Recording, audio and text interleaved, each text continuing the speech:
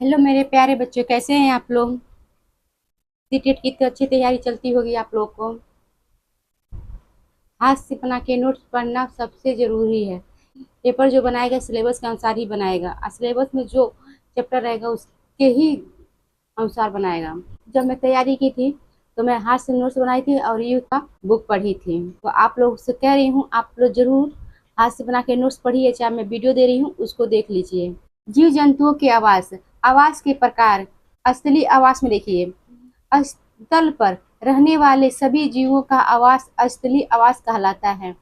जीवों पर जो धरती पर रहता है, सब धरती जो जमीन पे रहते हैं क्या कहा जाता है, स्थलीय आवास कहा जाता है। वन्य आवास जो पेड़ पौधा है, वन्य आवास में जंतु एवं पेड़ पौधे दोनों पाए जाते हैं जो एक दूसरे पर आश्रित होते हैं। पेड़ पौधा जंतु क्या करते हैं, घास खाते हैं। इंसान भी तो उस पर आधारित है, जैसे साग सब्जी खाते हैं, पेड़ पौधा इससे तो ही आता है। वैसे जीव जंतु भी उसी पे आधारित रहते हैं, आश्रित रहते हैं। सभी प्रकार के जंगली जानवर एवं वनस्पति इस प्रकार के आवास में रहते हैं। जो जीव जानवर रहते हैं वो क्या करते हैं, वनस्पति पर ही रहते हैं। अब घास देखिए, घास भूमियाँ, यहाँ लंबी एवं मोटी घास अधिक मात्रा में उगती है। जो घास भूमियाँ होती है वहाँ पे क्या लंबी और मोटी घासें उगती हैं। यहाँ के मुख्य जानवर में जेबरा, यहाँ पे मुख्य जानवर जो जंगल में रहते हैं क्या होता है, जेबरा, जिराफ, हाथी, गजेला तो रहते हैं और हिरन आदि होते हैं। इसमें जो भारी जंगल होता है वहाँ पे रहते हैं जेबरा, जिराफ, हाथी, गजेला, हिरन, ये सब भारी मात्रा में जंगल में रहते हैं, भूमि वाले जंगल पे। आगे मरुस्थलीय आवाज देखिए, मरुस्थलीय क्षेत्रों में वर्षा बहुत कम होती है। मरुस्थलीय पूछेगा पेपर में वर्षा सबसे कम कहाँ होता है, तो आप लोग मरुस्थलीय लगाइएगा, सही मानिएगा। कम होता है और तापमान बहुत अधिक होता है, वहाँ का तापमान बहुत अधिक होता है। पाए जाने जंतुओं में ऊंट, सांप, कंगारू। अब मरुस्थलीय पे देखिए क्या, ऊंट है, सांप है, कंगारू है, चूहे आदि तथा वनस्पति में कांटेदार एवं मोटी पतली वाले पेड़ पौधे मिलते हैं। मोटी और पतली पेड़ भी वहाँ पे मिलते हैं। घास भूमि पे तो देखे हैं, वहाँ पर हाथी रहती हैं, सब गजेला, जेबरा, हिरन ये सब पाया जाता है। और मरुस्थलीय में ऊंट, सांप, कंगारू, चूहे ये सब है। और क्या पाया जाता है तो अलग अलग देखिए, मरुस्थलीय में क्या क्या, ऊंट, सांप, कंगारू, चूहे। मैं बार बार दोहरा दे रही हूँ आप लोग को। आगे है पहाड़ी, पहाड़ी आवास देखिए। पहाड़ी आवासों में काक, भालू, पहाड़ी बकरियां आदि मिलते हैं। पहाड़ी में क्या क्या पाया जाता है वहाँ पे जंतु में, याक पाएंगे, भालू पाएंगे, पहाड़ी बकरियां पाई जाती है। काफी उड़ रही ना इसलिए से तो दाबी हूँ, क्योंकि उड़ रहा था इसलिए दाब दी हूँ कि उड़े ना। ध्रुवी आवास, ध्रुवी क्षेत्रों में वर्ष भर अत्यधिक बर्फ जमी रहती है। ध्रुवी आवास में क्या होता है, वहाँ पे बर्फबारी बहुत ज्यादा होती है और अत्यधिक बर्फ जमी रहती है। यहाँ पे यहाँ ध्रुवी भालू, रेनडियर, आक्रांतिक आक्रांतिक, लोमड़ी, सील, स्नोबुज, आर्टिक भेड़िया, खरगोश, बर्ड ईगल आदि जानवर मिलते हैं। जलीय आवास, जलीय आवास कई प्रकार के होते हैं। ताजा जलीय आवास, अब ताजा जलीय आवास देखियो, नदियाँ, झीलें, तालाब, झरने आदि, इसमें मछलियाँ। ताजा जली में देखिए क्या क्या होता है, मछलियाँ, केकड़े, मगरमच्छ, टेंडपोल, मेढक, केटफिश, सर्फ, ड्रैगन फ्लाई आदि जंतु पाए जाते हैं ताजा जल में। समुद्री आवास में देखिए, समुद्री पानी में मछली है, डांग fish, star fish, jelly fish, octopus, टकर मछली, शार्क मछली, वेल मछली, समुद्री घोड़ा, समुद्री डेंगन, समुद्री कछुआ, मगरमच्छ, समुद्री सांप आदि जीव जंतु मिलते हैं। निकटवर्ती आवास में है, इन क्षेत्रों में समुद्री जल एवं नदियों द्वारा लाए गए ताजा जल का मिश्रण होता है। तटवर्ती आवास में देखिए, तटवर्ती आवास, इन क्षेत्रों में समुद्री जल एवं नदियों द्वारा लाए गए ताजा जल का मिश्रण मिलता है। इसमें क्या होता है, ताजे जल का मिश्रण मिलता है, अतः यह मैंग्रोव प्रकार की वनस्पतियां की बहुलकता रहती है, बहुलकता बहुत ज्यादा रहती है। बिल देखिए, कुछ जंतु धरती में बिल बनाकर रहते हैं, जैसे चूहा, सांप, खरगोश, चींटी आदि। ये कहाँ से पूछ दे सीटेट कोई बता नहीं सकता, सीटेट घुमाता बहुत है, क्वेश्चन बार बार वही देता है मगर घुमा देता है। और सीटेट का मूड बनने के ऊपर है, कहाँ से कब पूछ दे कोई नहीं बता सकता। इसलिए मैं कहती हूँ एनसीईआरटी से बनी है नोट्स, आप लोग सिलेबस के अनुसार आप लोग लाइन बाय लाइन पढ़िएगा। क्योंकि सबसे इम्पोर्टेंट क्वेश्चन पढ़ रहे हैं आप लोग, टॉपिक पढ़ रहे हैं, क्योंकि ये सारा जो है गिलहरी ये कुछ भी पूछ सकता है कहीं से भी। घोंसला, कुछ पक्षियों पेड़ों पर या घरों में घोंसला बनाकर रहते हैं, जैसे बाया, बुलबुल, कठफोड़वा, चिड़ी या कबूतर आदि। ये सब हम पढ़ा चुके हैं पिछले वीडियो में, आप लोग जाकर देख लीजिएगा। गिलहरी, गिलहरी क्या करती है? गिलहरी की दांत बहुत लंबी बढ़ती जाती, इसलिए वो तने के छेद करते ठक ठक करते रहती है, इसकी दांत घिस जाए, क्योंकि दांत जब आगे बढ़ जाए तो उसका मसूड़ा या उसके भी कुछ नुकसान पहुंचेगी, इसीलिए उसका दांतों का बढ़ना, उसके दांत मानी बहुत तेज गति से बढ़ती है, इसलिए वो कुछ ना कुछ उतरते रहते हैं गिलहरी। गिलहरी पेड़ की कोठोर में रहती है। मंदा या गुफा, मंदा गुफा में कौन जानवर रहता है? तो शेर, भेड़िया, लोमड़ी, बाघ, भालू आदि मंदा या गुफा में रहते हैं। मंदा कहिए या चाहे गुफा कहिए, तो मंदा घुमा देगा पेपर में। जैसे अवलंबन पूछा था 2023 में, तो बच्चे कहें क्या पूछ रहा है, कौन सा शब्द नया है, क्योंकि जब आप लोग हाथ से नोट्स बना के पढ़ेंगे या एक एक लाइन पढ़ लेंगे एनसीईआरटी के, तब आप लोग समझ जाएंगे कि हाँ कहाँ से कौन सा शब्द पकड़ लेगा। तो ऐसे कह रही हूँ, यहाँ पे भी दिया है मंदा, दिया है गुफा का, तो मंदा गुफा तो सब कोई जानते हैं, सरल है, सब कुछ समझ जाएंगे गुफा क्या है, इतने छोटे बच्चे भी जान जाएंगे गुफा किसको कहते हैं, इसीलिए घुमाएगा मंदा करके। इसलिए मैं कह रही हूँ एक एक अक्षर पढ़िए। केनल, केनल है कुत्तों का आवास। केनल में कौन रहता है? कुत्ता।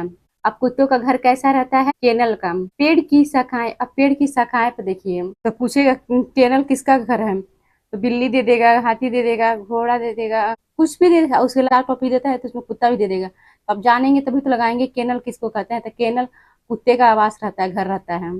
पेड़ की शाखाएं बंध, चील, कौवा, टिंडा आदि पेड़ की शाखाओं पे रहते हैं। पेड़ की शाखा पे कौन से रहते हैं? बंदर रहता है, चील रहता है, कौवा रहता है, टिंडा रहता है आदि उसके शाखा पे रहते हैं। छत्तम है मधुमक्खी, बर्या, ततैया आदि छत्ते में रहते हैं। छप्पर या बाड़ा, अब छप्पर बोलिए चाहे बाड़ा बोलिए, तो बाड़ा पूछ दे, छप्पर तो सकता, बाड़ा कोई नहीं बता सकता बाड़ा किसको कहते हैं, तो इसलिए मैं दो दो सब चीज लिखी हूँ, जो शब्द घुमा दे उसको मैं लिख दी हूँ कि घुमाए कितना बच्चे पकड़ लें। तो इसलिए मैं प्यारे बच्चों कह रही हूँ एक एक लाइन देख लीजिएगा इस टॉपिक का, क्योंकि इस टॉपिक से देखना सबसे जरूरी है, एक एक लाइन, क्योंकि घुमाता है पेपर। छप्पर हटा देगा, बाड़ा दे देगा। छप्पर या बाड़ा, गाय, भैंस, बकरी आदि पालतू जानवरों के लिए बनाए जाते हैं। गाय, भैंस, बकरी आदि के लिए बनाए जाते हैं। अस्तबल के घर में, जो अस्तबल का घर बना रहता है उसमें घोड़े के लिए बना रहता है, घोड़े के घर को ही अस्तबल कहा जाता है, जहाँ घोड़ा रहता है वहाँ अस्तबल कहते हैं। पेड़ की कोठर कहते हैं कंगारू को। कंगारू कहाँ रहता है? पेड़। कंगारू का घर कैसा है, तो क्या नाम है? तो कोठर। मुर्गी का खाना या दड़बा, जो दड़बा होता है वो मुर्गी का घर होता है। आगे पढ़ेंगे आवास और निकटवर्ती स्थानों की स्वच्छता। आवास और निकटवर्ती स्थानों की स्वच्छता, स्वस्थ रहने के लिए स्वच्छता आवश्यक है। ये तो सबको पता है, स्वच्छ रहने में ही अच्छा है, क्योंकि नाना प्रकार की बीमारियां वैसे ही चल रही है, स्वच्छ नहीं रहेंगे तो बीमारी और फैलेगी शरीर में। घर हो, शरीर हो, आस पास जितनी है उतनी गंदगी को साफ करना जरूरी, कपड़े साफ करके पहनना चाहिए, स्वच्छ खाना खाना चाहिए, घर भी सफाई रखनी चाहिए जिससे बैक्टीरिया न फैले। तो घर वह स्थान होता है जहाँ परिवार निवास करता है। परिवार के सभी सदस्यों को प्रसन्न चित्त एवं स्वस्थ रखने के लिए हम अपने आवास और आसपास के स्थान को स्वच्छ रखना चाहिए, जिसके कि कोई बीमारी हमें न लगे और हमारा मन भी प्रसन्न रहे। इसके लिए कई बातों का ध्यान रखना जरूरी होता है। अब देखिए कैसे कैसे क्या क्या किया जाता है। घर में प्रतिदिन फिनाइल आदि डालकर पोछा लगाया जाना चाहिए। फिनाइल से प्रतिदिन पोछा लगाना चाहिए ताकि मच्छर और मक्खियां न फैल सके। रसोई घर में धुएं के निकास के लिए चिमनी की व्यवस्था होनी चाहिए। आप लोग कहेंगे कि रसोई घर में मिट्टी के चूल्हे कहाँ हैं, तो मिट्टी के चूल्हा हो चाहे गैस चूल्हा हो, उसकी धुआं निकलती रहती है, सब्जी बनाइए उसकी छाप भी निकलती रहती है धुएं टाइप का, तो उसके लिए भी चिमनी लगानी चाहिए। नालियों, नालियों के लिए क्या करना चाहिए? देखिए, नालियों में कीटनाशकों का समय समय पर छिड़काव करते रहना चाहिए। उसमें कीटनाशक जो दवा आती है उसकी छिड़काव करना चाहिए नालियों में, जो कीड़े छोटे मोटे पनपते रहते हैं वो नष्ट हो जाएं। प्लास्टिक, प्लास्टिक की थैलियाँ पर्यावरण के लिए अति अधिक घातक है, मतलब हानिकारक पहुंचाती है पर्यावरण के लिए, अतः इनका प्रयोग नहीं करना चाहिए, इनका प्रयोग नहीं करना चाहिए। इसके स्थान पर कागज, जूट या कपड़े के थैले प्रयुक्त किए जाने चाहिए। यहाँ पे कपड़े का सबसे ज्यादा तो पन्नी ही बिकती है, देखते हैं प्लास्टिक की बिकती है। कागज और जूट या कपड़े का थैले बहुत कम मात्रा में आप लोग देखेंगे। स्वच्छ भारत मिशन की शुरुआत 2 अक्टूबर 2014 को हुई। भारत की स्वच्छ शुरुआत मिशन कब शुरू हुई थी? सन देख लीजिएगा आप लोग, स्वच्छता अभियान का कब शुरुआत हुआ था? 2 अक्टूबर 2014 को। आगे है, राजस्थान में 100% खुले में शौच मुक्त होने वाला पहला जिला बीकानेर है। सबसे स्वच्छ जिला कौन सा है? 100% एकदम थोड़ा सा भी गंदगी न दिखाई दे, राजस्थान है। मतलब ये वहाँ पे ना पानी मिलती है ना कुछ, इतनी परेशानियां झेलने के बावजूद भी स्वच्छता इतना ज्यादा है वहाँ पे। अभी कौन सा जिला है? बीकानेर जिला सबसे स्वच्छ है। अब पढ़ेंगे हम लोग आगे। आवास निर्माण हेतु विभिन्न प्रकार की सामग्री।